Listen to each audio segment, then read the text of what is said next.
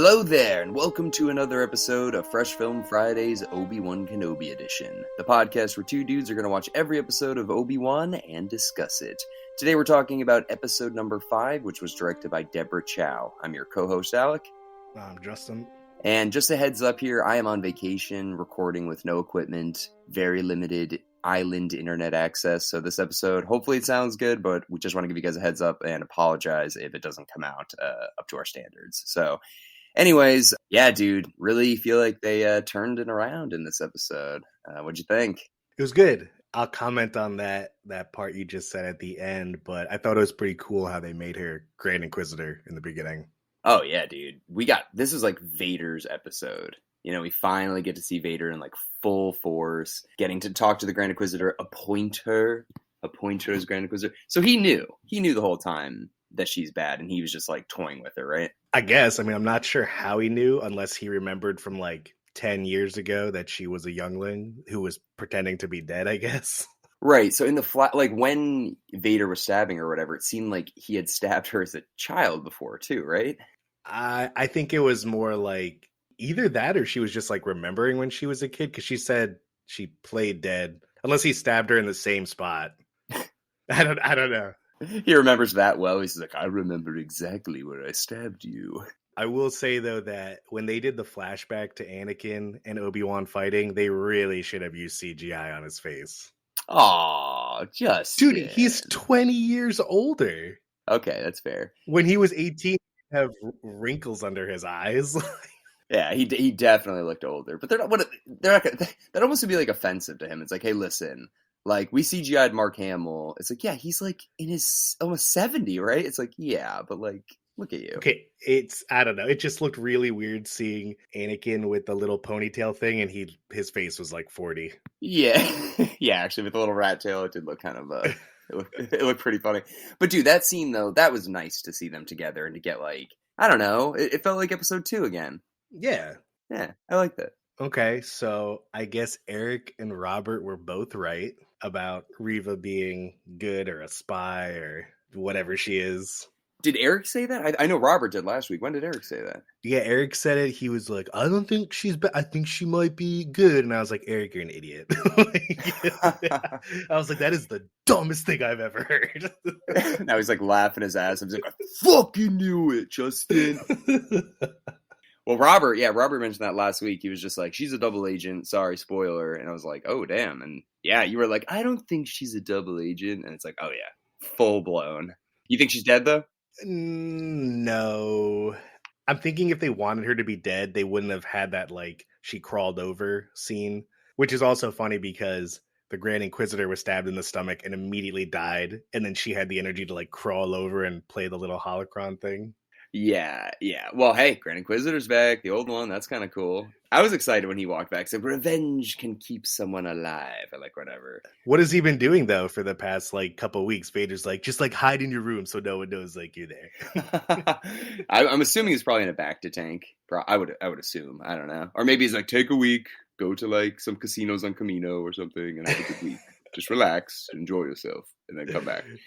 But yeah, I mean, honestly, though, Reva, I'm Team Reva. I'm Team Reva now. They've won me over because if you look at her character on the whole, it's a pretty cool idea, dude. It's like one of the younglings that survived Anakin's assault, then works her way through the Empire, becomes like a Grand Inquisitor sister or whatever, and it's all in a plot to get revenge. Like that's a pretty cool character. Yeah, she essentially used Vader to get stronger. She used him to train her so that she could eventually kill him, but at the same time, like, did she really think it would go down like that? Yeah, Vader wiped the floor with her. Well, hold on. I'll get to that in a second. But what did you think about all the other lightsabers in that little, like, cave that Obi-Wan was in? Yeah, what was up with that? I'm assuming those are just dead Jedi lightsabers that they collected. But I thought, like, I thought we would see that character, Quinlan Vos, the other Jedi, be there. And he's like, oh, I've been with the rebels. And I kind of thought, you know, he would come and save the day, or like Vader was fighting Obi-Wan again and Quinlan like sacrificed himself or something, but that didn't happen. Yeah, it's too weird for them to mention his name and for him to not make an appearance. So he's got to come into like, maybe not in this next episode, but next season maybe. He's got to. Yeah. What about when Obi-Wan force pushed the shit out of Reva? Oh, when she was on the other side of the door or whatever. Yeah. Yeah, that was good. That was like, okay, Obi-Wan's back, dude. And then when he was like fighting all the stormtroopers right after that to save Tala, I was like, okay, this is the Obi-Wan we remember. He still got it. He still got it. Yeah, a couple things I wanted to point out about that you just reminded me with the lightsaber is there's two things that we haven't really seen in Star Wars that Kenobi is doing. One is it's happened a couple times, but not really. Is usually when a Jedi like hits a stormtrooper, it's just one slash and they're dead. In Right. this, they're really emphasizing like he's doing like a front and then like a back hit too. Like he's multi hitting them. Have you noticed that? Yeah, I mean, when I think of a lightsaber, I feel like it just cuts through anything, like just immediately. But you're right; it's like he's like stab them a little bit and then do another one, and yeah, no, you're right. Just cut their head off. Like I don't know. Yeah. And then actually three things. The second thing is that I don't think we've ever seen besides the last couple episodes of Obi-Wan where when a Jedi was deflecting like a stormtrooper's shot, like it always hit them. Like it just bounced back and nailed them. And even in the games, like it kills them immediately. But this time it was like missing, and maybe it's because he was like, hasn't trained in a while. And then when the spy chick got shot in her stomach and she looked in her hand and there was blood, like in every other Star Wars laser shot, it's like cauterized immediately. There's no blood. Who was looking at that Tala? Yeah, she looked down at her hand in the wound. Oh, and there's blood, huh? Yeah, I guess I haven't really thought of that because yeah, when like Leia gets shot, it doesn't ever. There's no blood in Return of the Jedi when she gets shot on Endor. Yeah, the only other time we really see blood is when, do you remember when Finn touched his buddy's helmet and there was blood on it? Oh yeah, and he rubbed it on his helmet. Yeah. I think that was like the first time in Star Wars. Yeah, I mean it makes sense because I mean lightsabers and the lasers from the bullets or whatever they would cauterize your wounds. Yeah, you're right. I for one second when Reva had Obi-Wan like on his knees and all the stormtroopers are surrounding him, I thought Obi-Wan was like, "I'm gonna throw you under the bus when he gets here." That's what I thought. That's what I thought he meant. So like when Vader gets down, it's just like, "Just so you know, Anakin, she knows and she's a youngling." That's really what I thought was gonna happen. One second. He's gonna be like, "What do you mean? Really? Like, what the fuck, Reva?" It's gonna turn.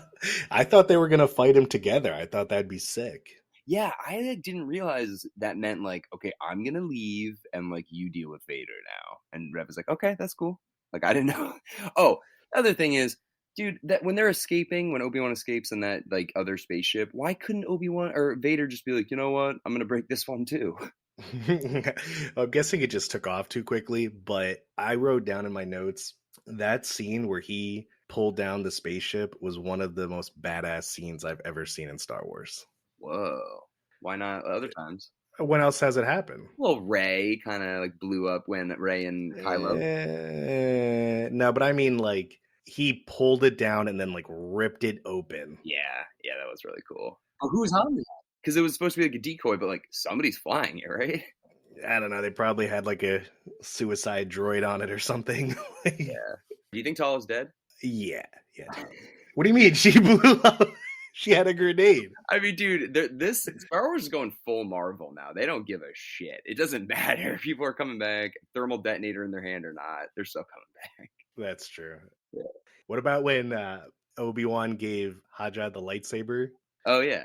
Dude, when he was like, "You can't fight him alone," I was holding my breath because I was about to laugh so hard. When he handed him the lightsaber, he's like, "I won't be alone." He's like, "I have another Jedi with me." Like he expected him to fight Vader with him. Yeah, like he's just like some scumbag that has a robe on, and it's just like, I don't think I'm ready for this. Yeah, that was really good. God. Yeah, he's pretty funny, man.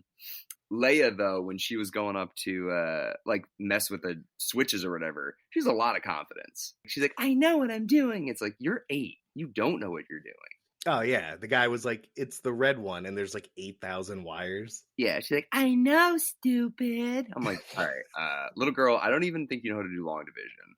And then I love how the robot, what was the robot going to do if she didn't take out the thing? Like just scratch her face to death? Like what was that little robot going to do? I don't know. I guess it was like lifting up its wing to like show the remote, but it didn't do that before. Yeah, I was little. She's like, oh, you just have a thing on your face. Okay, I'll better. It's just like, yeah.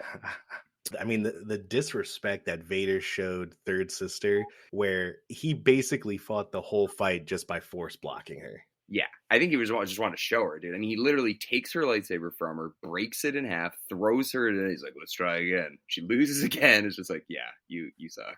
I'm glad Vader doesn't. He's not taking any shit in this show. Like we're seeing full blown Vader, which I think is one of the coolest parts of this entire series. Yeah, we're seeing peak Vader. I mean, he force stopped her from killing him, and he wasn't even facing her. Like, that was badass. Oh my god, yeah. She goes to strike him, and just his hand comes up, and he's not even looking at her. It's just like, oh, he is the ultimate badass. Yeah, I thought Vader was going to follow Obi-Wan down that little cave path, and then they start fighting, and then behind him to like block his retreat, third sister would be there, and they'd fight together, and then maybe Reva would die, and like last minute Obi-Wan escapes again. But I don't know why she thought she could take him alone. Yeah, seriously, because like think about it, she was a youngling when her Jedi training stopped, so like she knows how to use the Force, she remembers some like rudimentary stuff, but like, how did she continue her training? And does Vader really not be like, I sense the same energy from the temple? You know, like he doesn't sense that when he's around her?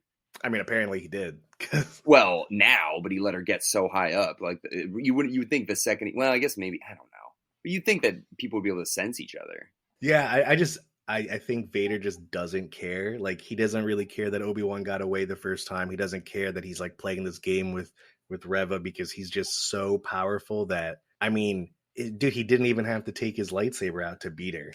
Yeah, no, Vader was amazing. But it brings up something I think you mentioned the last episode, or maybe the episode before. Like, where's Emperor Palpatine? Is he not like, hey, Vader, like, you're wasting a lot of Imperial credits on cheating this one guy. Like, I know it's fun for you, I know, but it's a lot of money and a lot of time. Yeah, I know I said that, and I was thinking about it more after the episode. I mean, for all we know, like, Palpatine might want him to continue just hunting literally every Jedi down, especially Obi-Wan, because he was one of the most powerful ones. I mean, what more do they really have to do at this point? They own everything. They rule everything. That Star's not even done yet. I know that's not Vader's probably like job, but I want to see Palpatine again. I want to see Palpatine not in the sequels, not where he's all like weird looking. I want to see him like prime time Palpatine. He might. I mean, we might see a lot of things in the sixth one. We might see Palpatine.